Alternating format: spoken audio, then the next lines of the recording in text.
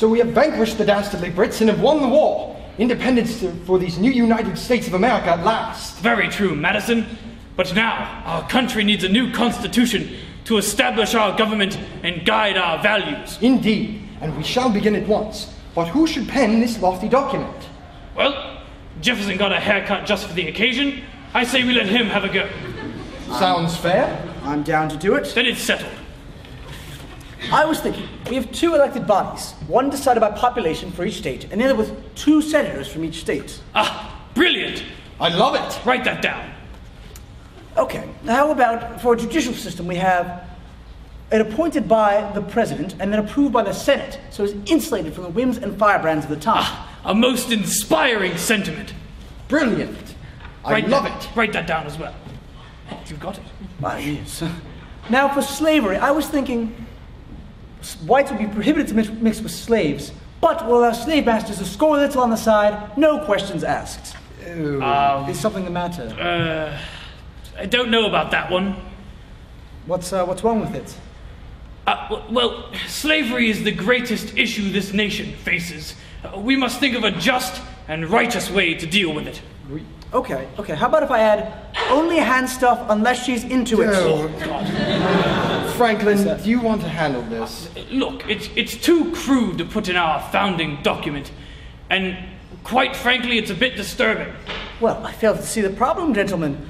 I mean, we get free labor and a little poon-tank to boot. I mean, there's nothing like a little dark chocolate. Am I right, gentlemen? Franklin? All right. Let's just try to retool the wording a little bit. Instead of, if you don't mind. Well, I do mind. Instead of hand stuff unless she's into it, why don't we try the slave trade will be abolished by 1808. No. Because if we abolish the slave trade, it'll be a lot harder for me to get laid. Laid, as in the past tense of to lay, as in one who lays upon a bed, which is oftentimes made by slaves. Running my previous statement, perfectly reasonable. Laid is not the past tense of lay. Nope. So, addendum, side note really, I have a perfectly normal, legal, non-coercive sex life with my legal white wife, Mildred. Your wife's name is Martha, not Mildred. Let's try to write the preamble, shall we?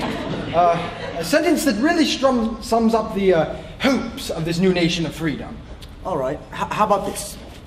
We, the people of the United States, in order to form a more perfect union, establish justice, ensure domestic tranquility. Positively moving words, Jefferson. Beauty in the form of political prose. This is why we have him. And protect the right to occasionally get a little fur on the side from your ladies. What? You've done it again. Look, I have contracted literally every known sexually transmitted disease, and even I am disturbed by this. These words are timeless. They shall be relevant for as long as our great nation shall exist. Are you engaging in improper sexual relations with a slave of yours, Jefferson? What? Me? No way. Not my thing, man. I'm just, protecting the right for a man to engage in sexual relations with someone who's legally obligated to follow every command of the master. It's a cornerstone of democracy. I don't think it is. Of course it is. It's guaranteed by Fed's liberty. Oh, you just made that word up. Just now. It's like you took 2 words that don't belong and you squashed them together. Say, we're on the topic of squashing things that don't belong together. Let's say after we bang this thing out, we head over to my plantation, maybe take our pants off, have some lady slaves come out, see the night takes us. What? Look, Thomas, you are not the man we need to write this important document. Terrible. Despicable.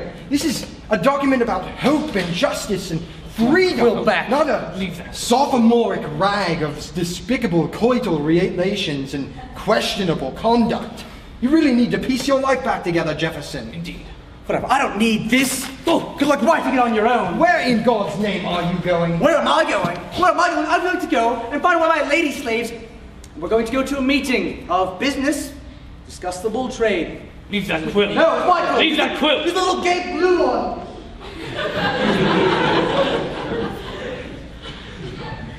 Wow. I know. Not what I expected. He really has problems.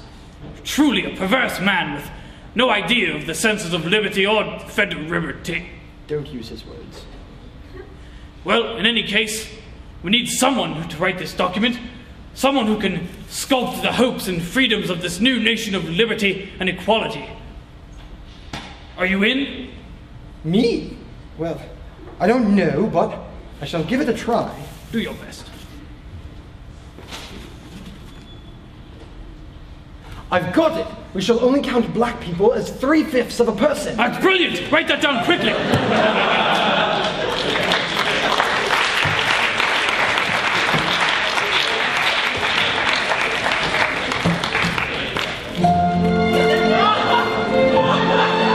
And now for a public service announcement from one of our very own founding fathers. Hello there. I'm Benjamin Franklin, inventor of electricity. I like sex. In fact, I like it so much, I often have unprotected sex with my girlfriends in Paris and have such contracted literally every known sexually transmitted disease. I'm here today to endorse unprotected sex as nature's way of getting your freak on. So remember, if you're going to a rabbit, you might as well fat it. And in case your girlfriend or drunken hookup protests, silence is consent. This is Benjamin Franklin, endorsing unprotected sex. Cheerio. Thank you for watching Franklin's Corner.